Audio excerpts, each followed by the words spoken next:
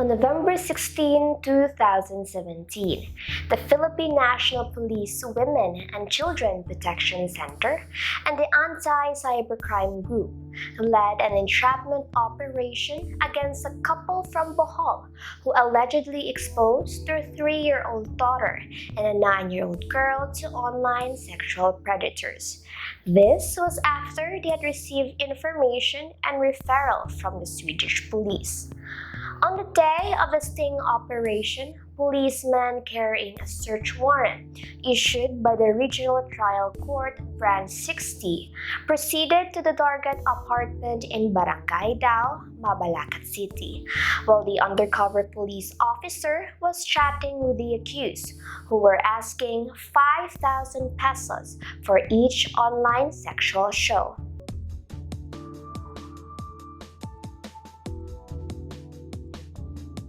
The couple was arrested and was convicted of violating Republic Act No. 9775, or the Anti-Child Pornography Act of 2009. The court said in a 60-page decision that child pornography is a detestable act that every society must seek to eliminate. These offenses involve sexual gratification at the expense of children, the supposed future shapers of our country. These offenses become worse when committed by parents, guardians, and custodians of the victims who are annihilating their very own blood. The court cannot be swayed by emotions, as the rule of law must always be upheld. Indeed, facts decide cases. Hi, my name is Icicle and I will be your host for today's special coverage on Philippine special laws, only here on Philippine Laws Dissected. In a 2000 statement by the United Nations Children's Fund, or UNICEF, the Philippines remains to be among the world's top sources of child pornography and is one of the worst affected countries in Asia-Pacific for online abuse. Despite the passage of good laws in the Philippines dealing with child pornography, these laws still fail to address the appalling activities of pedophiles, the prosecution of persons possessing child pornographic materials, and the importation and exportation of pornographic paraphernalia. In response to the emphasis of child advocates and government authorities on the need to review and reassess Philippine laws dealing with child pornography, Republic Act No. 9775, or the Anti-Child Pornography Law, was passed on October 13, 2009 and signed on November 17, 2009 by the then President Gloria Macapagal Arroyo. Philippine laws are often derived from laws or jurisprudence of foreign countries. In the case of RA 9775, it took into account the Law on Child Pornography of Ireland, which contained an expanded definition of child pornography. The Law on Child Pornography of Ireland divides the definition of child pornography into 3 classifications. First, child pornography is any visual representation that shows a person who is or is depicted as being a child and who is engaged in or is depicted as being engaged in explicit sexual activity. Second, it is any visual representation whose dominant characteristics is a depiction for sexual purpose, the genital or anal region of the child. Third, it also includes any audio representation of a person who is a child or is represented as being a child who is engaged in or is represented as being engaged in the explicit sexual activity, or any visual or audio representation that advocates, encourages, or counsels on the lawful sexual activity with children, irrespective of how or through what medium the representation information has been produced. This is without prejudice to the foregoing, including a representation produced by or from computer graphics or by any other electronic or mechanical means. This classification of child pornography gives emphasis to virtual representation and expands the definition by including computer-related child pornography. Moreover, it explicitly defines the parameters of what could be considered as child pornographic materials. Before the enactment of RA 9775, law officers and judges often had difficulty in prosecuting these offenders because of the ambiguity as to what act falls under child pornography. Fortunately, under RA 9775, the definition of child pornography became more comprehensive yet specific. So what is exactly child pornography under Philippine setting? Section 3B of RA 9775 defines it into two categories. It is any visual, written material or audio representation, whether or not it is made by electronic or mechanical means, or an actual presentation of a child, first, who engages in real or simulated explicit sexual activity, or second, who shows his or her sexual parts or anal region for a sexual purpose. Simply put, it refers to any representation, whether visual, audio, or written combination thereof, by electronic, mechanical, digital, optical, magnetic, or any other means of a child engaged or involved in real or simulated explicit sexual activities. Visual written material or audio representation shall include but not limited to writings and pictures, books, magazines, billboard, tabloids, comics, posters, cards, calendars, decals, stickers, paintings, photographs, television shows, motion pictures, computer graphics, or any electronic or other means, including the use of information technology such as mobile phones and the internet. Actual presentation shall include, among others, the live performance or showing of a child engaged in a real or simulated explicit sexual activity, or the depiction for a sexual purpose of the sexual parts or anal region of the child. Legally, the term child may refer to anyone below the age of majority or some other age limit. However, the age of majority may vary from country to country. In countries like Egypt and Singapore, it could be as old as 21 years old, while it could be as young as 15 years old for countries like Iran. It is then important for us to know who is considered as a child under this law. A child refers to a person below 18 years of age or over, but is unable to fully take care of himself or herself from abuse, neglect, cruelty, exploitation, or discrimination because of a physical or mental disability or condition. This even includes a real person, regardless of age, who is represented, depicted, or portrayed as a child in a computer-generated, digitally, or manually crafted images or graphics of a person who is represented or who is made to appear to be a child as defined under this law. In the definition of child pornography, it mentioned the phrase explicit sexual activity. It is a broad phrase, if I say so myself. So, what are the acts considered as explicit sexual activity? Well, these include actual or simulated sexual intercourse, lascivious acts including but not limited to contact involving genital to genital, oral to genital, anal to genital, or oral to anal, whether between persons of the same or opposite sex.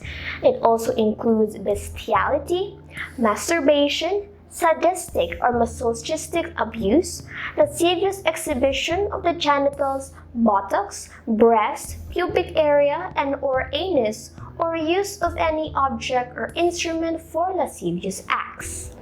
Which now leads us to a question as to who can be held liable under this law. It is important to know that the persons who may be liable under this law can be any person, whether it may be a natural or juridical entity. The definition in the new law is broad enough to prevent circumvention of the law through technological means.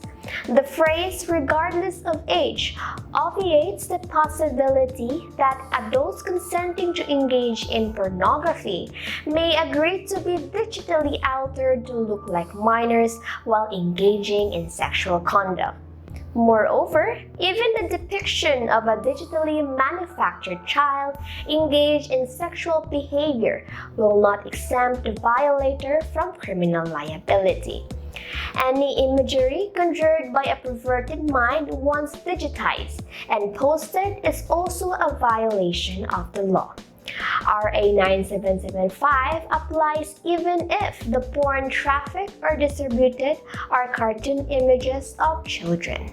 Now that we know the initial foregoings of this law, the next question we should ask is what acts are punishable under RA 9775? There are 12 acts punishable under this law, together with the corresponding penalties. It is deemed unlawful for any person, first, to hire, employ, use, persuade, induce, or coerce a child to perform in the creation or production of any form of child pornography. Second, to produce, direct, manufacture, or create any form of child pornography. Third, to publish, offer, transmit, sell, distribute, broadcast, advertise, promote, export, or import any form of child pornography. These three acts have a penalty of reclusion temporal in its maximum period, or from 17 years and 4 months and 1 day to 20 years, and a fine not less than 1 million pesos, but not more than 2 million pesos.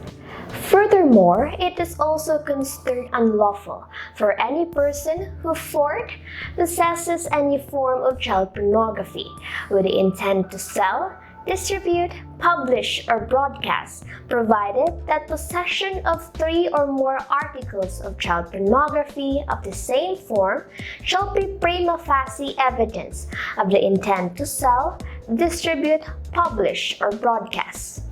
Fifth, knowingly, willfully, and intentionally provides a venue for the commission of prohibited acts as, but not limited to, dance, private rooms, cubicles, cinemas, houses, or in establishments purporting to be a legitimate business.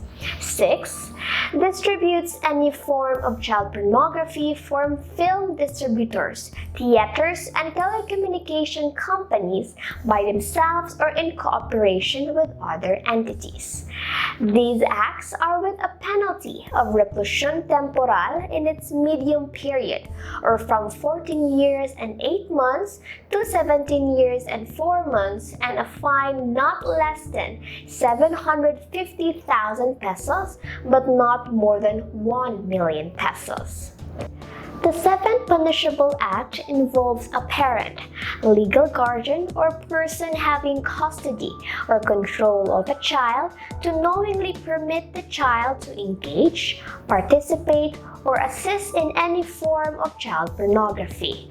This is with a penalty of reclusion temporal in its minimum period, or from 12 years and 1 day to 14 years and 8 months, and a fine not less than 500,000 pesos, but not more than 700,000 pesos.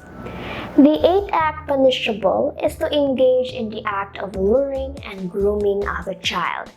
Luring refers to the act of communicating by means of a computer system with a child or someone who the offender believes to be a child for the purpose of facilitating the commission of sexual activity or production of any form of child pornography.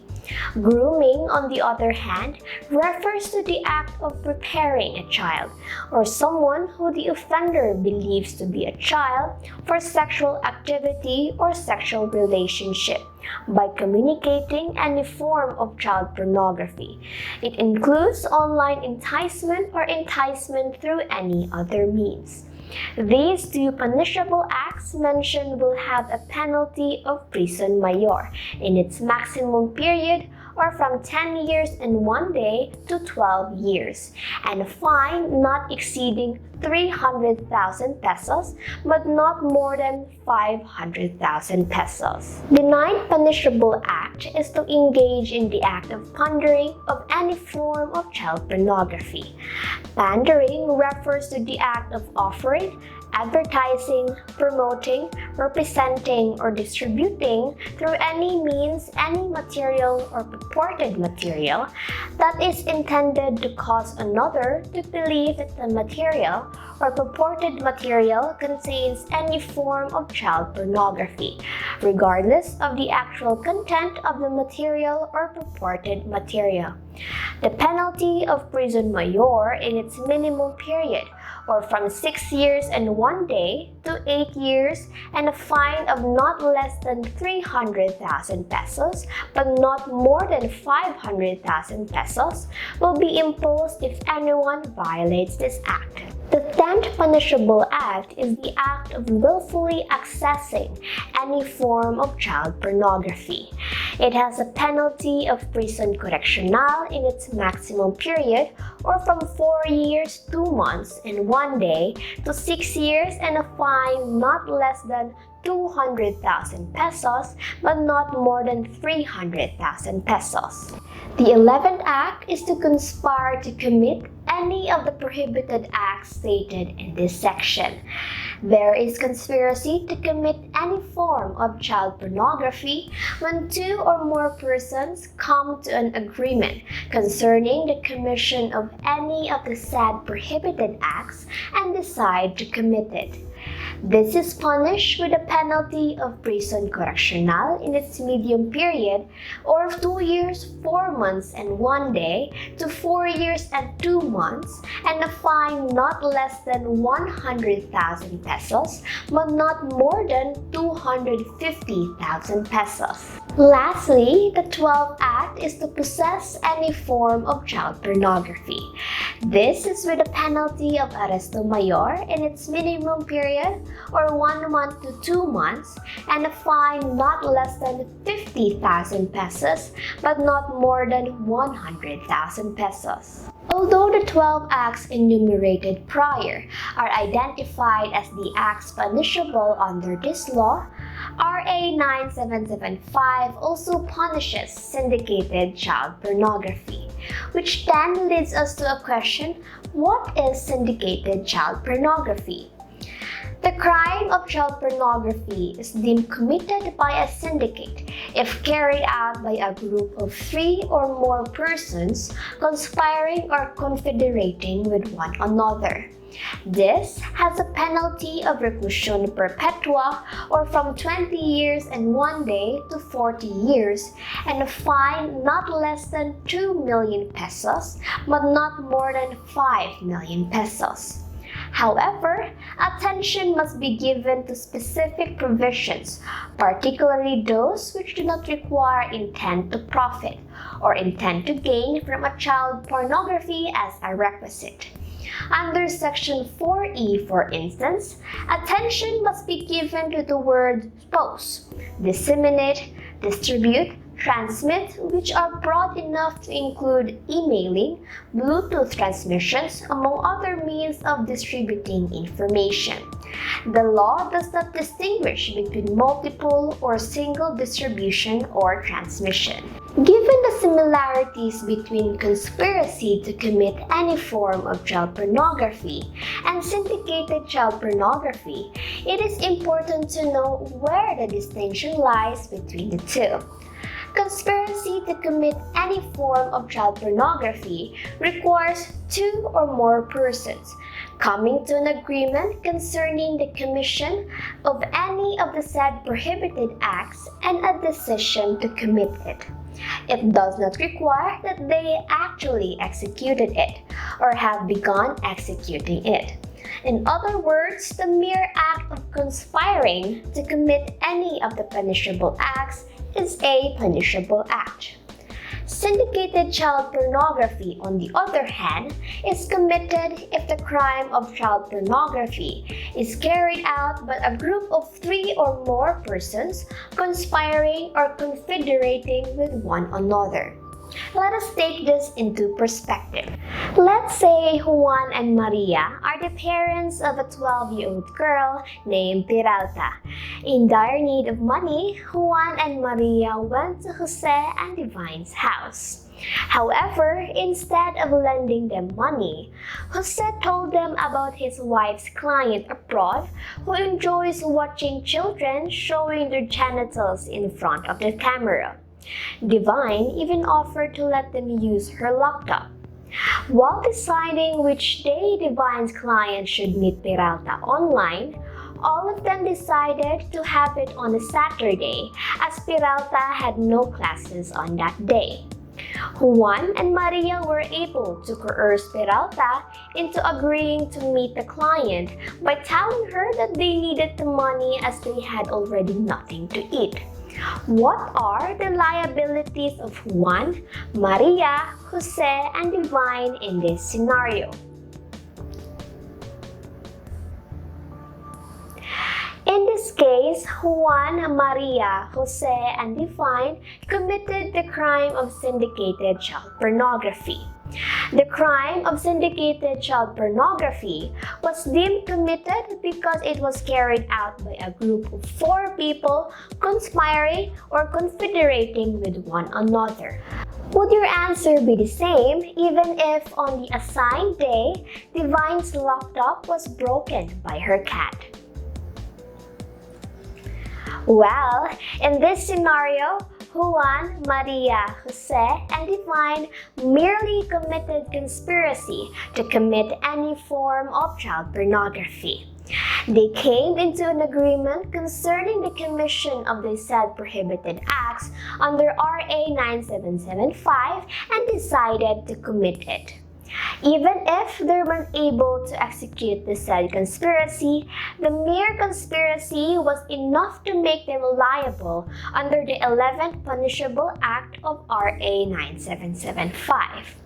They didn't commit syndicated child pornography as they weren't able to successfully carry out the crime as the laptop to be used in the commission of the crime was broken by Divine's cat. Which leads us to a question as to who may file a criminal complaint of child pornography.